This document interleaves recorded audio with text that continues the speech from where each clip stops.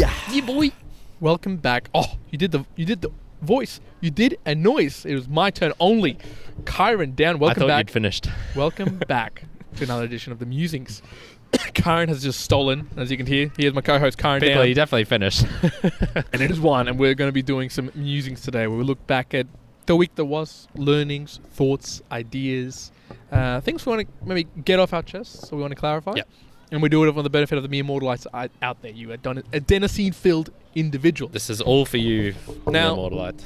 All for you. Predominantly when we're talking about some strength, fitness, aerobic, anaerobic, and strength-based items that I've recently listened to. Yeah, cool. And that's going to be my predominant chat today. So mine will be mostly about earning the right to play. You got to earn the right. Earning the right to play. Yeah. I like that. Yeah, and then also 2 learnings I've gotten from books this week. Okay, right. Well, I'll get mine out of the way first. So, Tim Ferriss recently did a conversation with Peter Attia. Peter Attia, And if you listen to the very last one that he did a long time ago, it was awesome. It was like super long, had lots of cool stuff, and had it again. It was a little bit. We did an episode. We did an episode on this, that was like similar to that, right? Yeah. And the follow-up conversation was really technical. Like it was deep technical. So probably not as enjoyable. But there was one portion of it where Peter was talking about just his view of looking at, I guess, health in general, the sort of way of holistic way, and like it struck me so well that I'm thinking of applying it into my next year's fitness body goals, or at least breaking it down into this subset. So the way that he was talking about it was the strength, stability, anaerobic efficiency, and aerobic capacity. If I get that right. So strength, stability, yeah. Aerobic. Oh wait, so strength and stability is one thing? No, different. So Okay, strength being one thing, stability being the other. Okay, yeah. Anaerobic efficiency being another, and aerobic capacity being the fourth one. I believe it was that fourth one. Now, why did it struck me so much? The way that they explained it in the podcast, and the way that I kind of took it away was, okay, I'm doing things for strength. Definitely. Duh. I'm working out like twice a day, it's all strength related. Cool. Like, if I had to like tick off a box that I'm doing, I'm doing the strength portion. It's being overdone almost. And, they talked about what's the reasons, what's the benefits. Obviously, like improves your muscle, your bone density as you get older. Right. So I'm talking here, this is a holistic view of what you talk about, that I'm talking about me being older and looking to the future. So this is like what's going to be good for me in the future, but what's good for the now to being a good athlete. Yep. Right. So the strength, cool. I got it. Fine. Then I had a look at the an anaerobic efficiency and the aerobic capacity, and that was all about zone 2 training, which I know you've talked about with Tanya. Yes. So let's encompass just both. This is around the ability to, I guess, hold that lactate threshold to a particular level for a very long time. So being able to be higher in the zone 2 level for a long period of time. Yep. And then in the opposite end, being able to just utilize metabolically really efficiently fats or carbohydrates when I'm doing either really long endurance things or shorter time frame stuff. So that kind of encompasses just being really efficient between doing exercises from whether it was 2 minutes, 5 minutes, 10 minutes, all the way to marathons or 96 kilometer hikes. So I went, okay, I'm doing that sort of stuff. I'm keeping myself flexible. I utilize a little bit of differences between fasting, eating lots of fats, lots of carbohydrates, whatever. I'm keeping myself flexible. I'm doing probably, let's just say 70% of what I can do in all those phases, which is good enough. Like I'm not, because I'll go 100% in one thing, you can't go as heavy on the others. That's like, if you're going to be a really good marathoner, you're going to be like hammering on that. So that's just for me. But the last one, the fourth one, which was the stability. And I went, ooh, okay, this probably is a part that I'm not doing a lot on. And it talked, some of the stuff, I probably need to research this more, which is why I called it out to me. But a lot of things he was talking about was, foot health. And so foot health around making sure that sometimes you do walk without shoes, or being able to just feel exactly how your feet are moving. Stability in the sense of, okay, there's not just there's a strength aspect, the way he defined it was, so the strength aspect of, he has Peter Attia here, really strong hamstrings. So if you lay down and did a machine, you could do really heavy weight. So I thought, that's what I could do. But then he mentioned the move, which was basically you lay on your back and you put your feet, so basically like almost on an angle up here with your feet on the actual ground, so not touching your bum, but let's say 10 centimeters, 20 centimeters away from your bum. And you basically, all you want to do is you press down on your feet as hard as possible and just drag your feet towards your bum. Okay, yeah. And what I found doing this myself, and he said it as well, Peter Attia, was if your stability in your hamstrings is not very strong, you'll end up like having to like arch your back and pull yourself backwards to even just do that movement. And that's a different, whether it's static or different fibers in your hamstrings for the stability movement. So for him, he's improved that aspect of it, and now he feels a lot safer and more durable when he's doing things like deadlift, etc. So I went, oh, okay, this is an aspect that I've not really looked at before, the stability aspect.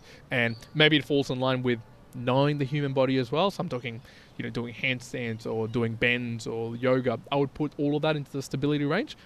But also, for me, like core work, which I really have just been ignoring for the last couple of years. I go, deadlifts is quite enough. Yeah. That's enough. That's good. But I went, actually, no. The other day, doing a slight gymnastics kind of course, and I was having to hold hollows and supermans and then doing, bar muscle ups and whatnot. I went, man, my core sucks compared to what it used to be. So I went, okay, that's going to be heavily involved into my next year's sort of body goals. There's going to be some stuff around stability there.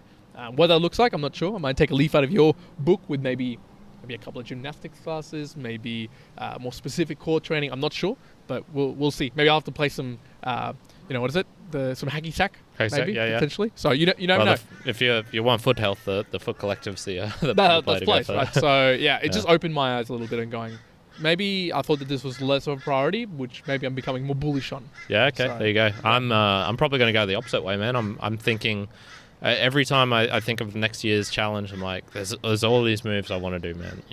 Maybe I should start working on levers. Maybe I should introduce a little bit of, doing the the beep test where you're running back and forth. Maybe I should do all these sorts of things, and then I'm like, but the one-arm handstand, man, I need to put some serious effort into that. Like, I don't want to get distracted.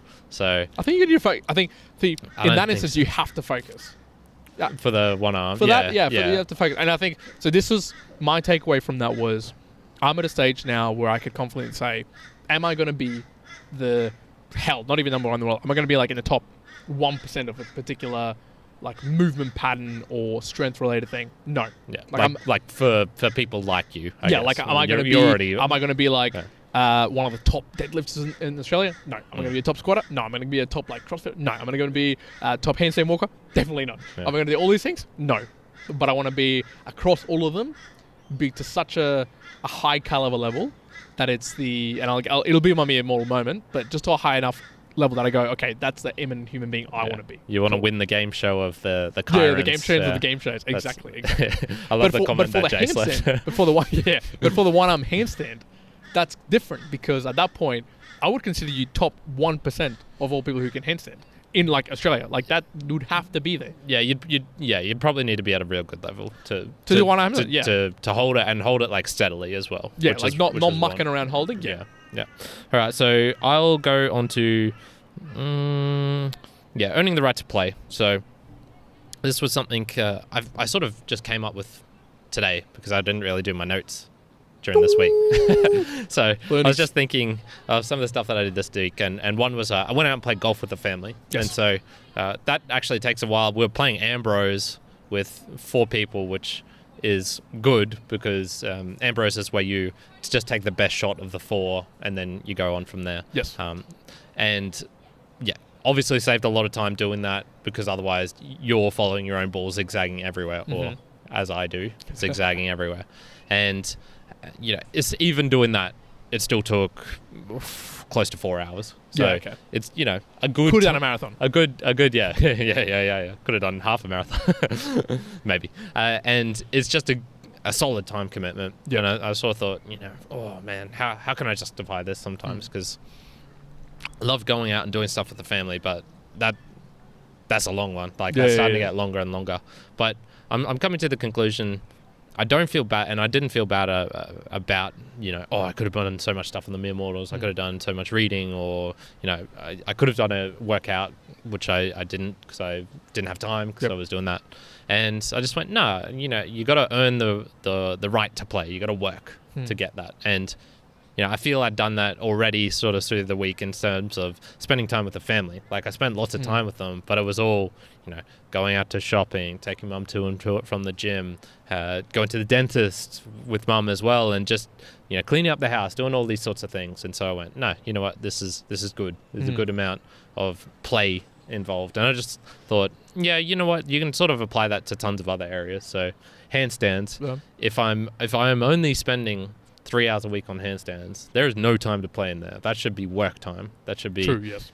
Going up against the wall or practicing free form, like the freestanding, just perfect form, or working on my tucks or whatever it is.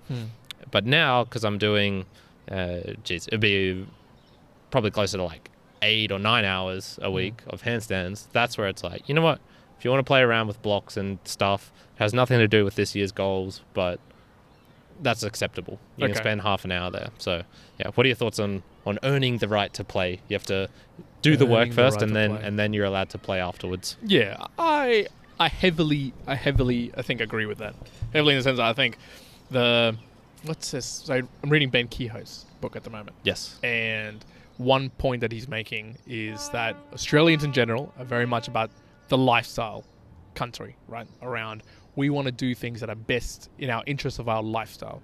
And that's in the perspective of business specifically. So, a little bit different. But I do agree with that view broadly in the sense that I think that predominantly humans can be a little bit of a lifestyle creature in the sense that, I would choose the fun and the play rather than the hard aspect or the one that, at least in the short term, looks like I'm not going to get as much value or it's going to be as fun. But I think choosing that and then being able to go and do the fun thing at a later time, it just feels better after you earn it. At least saying it simply, it's like, for me, it's like, okay, if you go through that hard stuff and you put the effort into it, that other fun stuff feels even better as long as you let yourself go and do it and feel better. Because I think the worst is where you go, how you were thinking, which I'll often think as well, is where you smash out 50-hour weeks and then you do all this work for podcasts and you do, all these other hours worth of whatever else, and then you go, okay, now I've got 2 hours to chill out. Should I spend it with the family, watch a movie, watch Netflix? No, 2 more hours of work because I'm going to double down. I'm going to go crazy.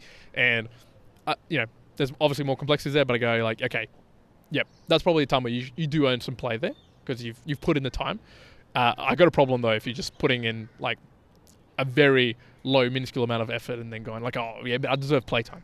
I've known some people who I work with, very well, who they'll slack off, they'll go home a little bit early, they'll play, they'll want to, and I'll go man, you're not putting it there. You do not deserve this play. Everybody is putting the hard ass hours into work in here, and you're trying to play no, that's not on. Yeah, and I think it's about the games you choose as well, which is I chose not to play. Well, I have chosen for the last getting close to 5 years now the 9 to 5 typical standard job game like that. I know how to play it. I did play it for a while, but it's just, man, I don't want to do that. So, am I being lazy? Well, yeah, I guess in probably a lot of people's minds, it's like, man, look at this bum. He hasn't done anything for 5 years. Yep. But then I could also add on to that, okay, no, but I'm not taking Centrelink or anything.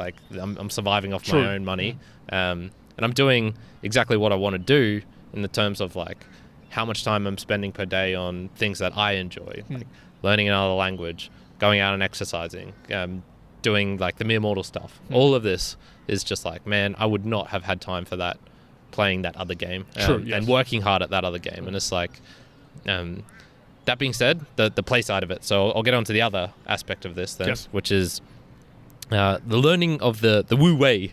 Wu Wei. One of the things I've really gotten into is not particularly from Buddhism. This is more Taoism, and it's more that aspect of striving but not striving at the same time. The action through non-action. The master does nothing, so nothing is left undone. Yes. And I came across this book. I read this book when I was working in the mine, so that would have been 2014, 2015. 2015, I'll say. So I read this book then, and I thought, man, this book is shit. I think I gave it a 2 out of 10. Like, it was one of the worst book reviews I ever gave. And I just went, man, there's nothing to take from this. This is such a useless piece of crap book. Like, there's no practical, actionable advice. All of it's saying shit that seems contradictory. You know, what's the point of saying... Sounds like an engineer reading it for sure. Yeah. And I definitely had that mindset of, like, I want to get something out of this book. You know, I'm reading this book. There's got to be a tangible benefit out of this book. Yeah. Whereas now I'm reading a lot of these things, sort of purely for interest. I didn't. My goal this year wasn't to read these books. It was actually to read stuff on Buddhism. But I'm just noticing, I'm getting way more drawn into these things, and those of them, you know, they sort of seem to emphasize more of the laziness. Like, the master does nothing, so nothing gets left undone. Okay, I just don't have to do anything, and they'll sort of say, no, that's not particularly what we're trying to say. You know, you still have to work, but it's not that.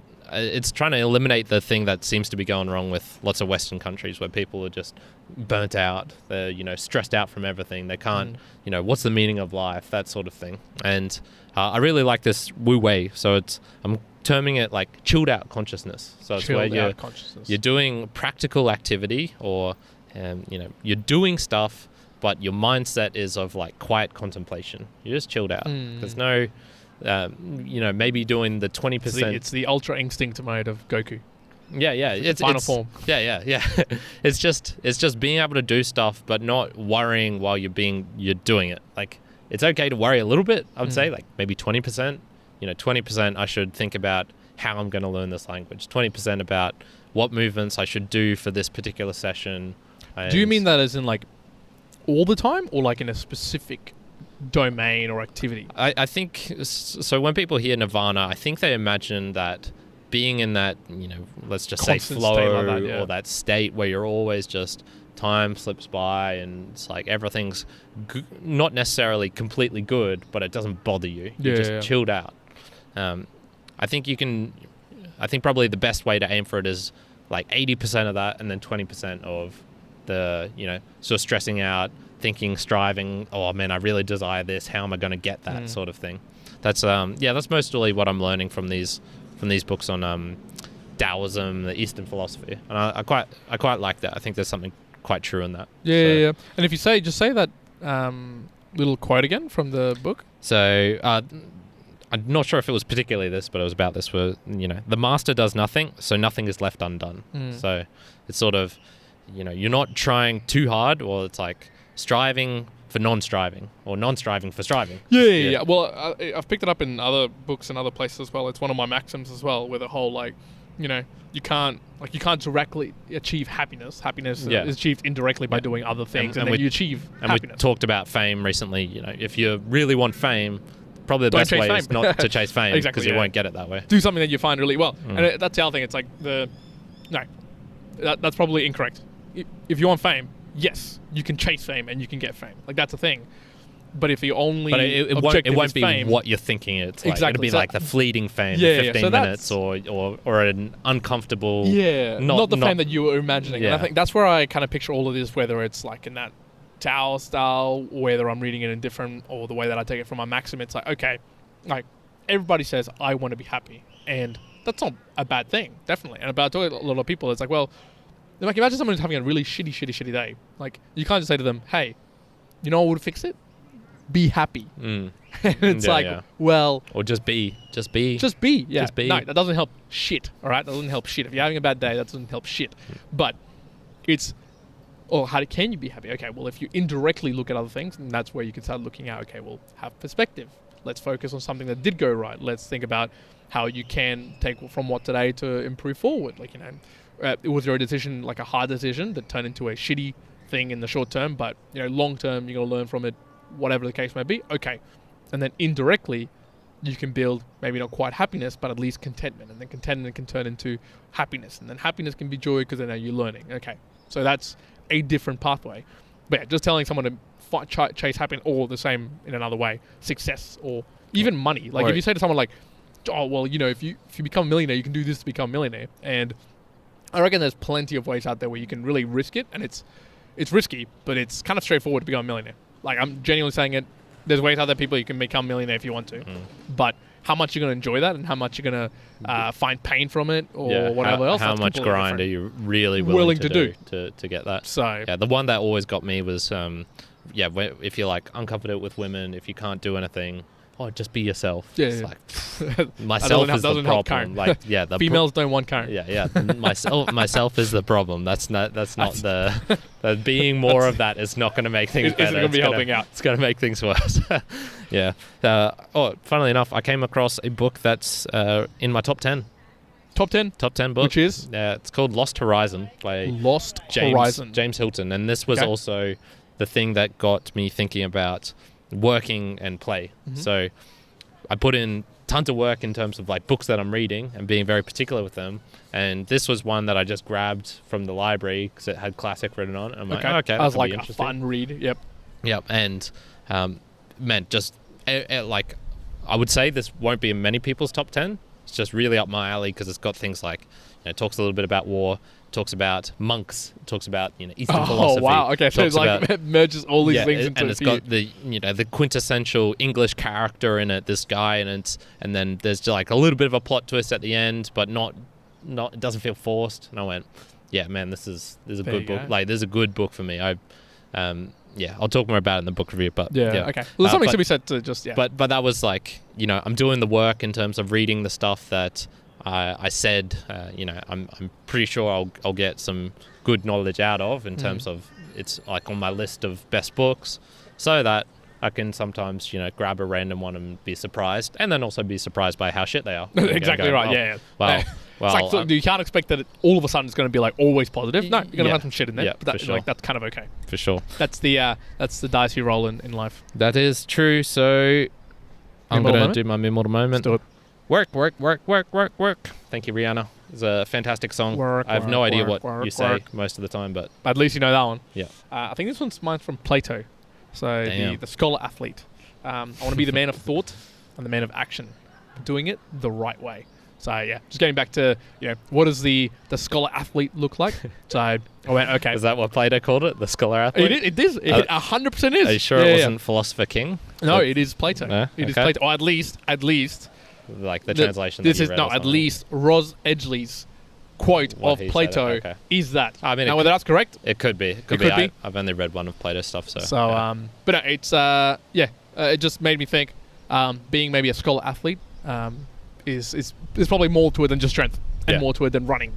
So there's a bigger definition than that. I just want to make sure that I'm attesting to that and nailing it true. You could just be running and doing stuff like in a university. The ultimate scholar athlete one has arrived. And you're just benching books and like pushing over. To do it. Yeah, pushing over like the bookcases and stuff to do my lifting and stuff. Yeah.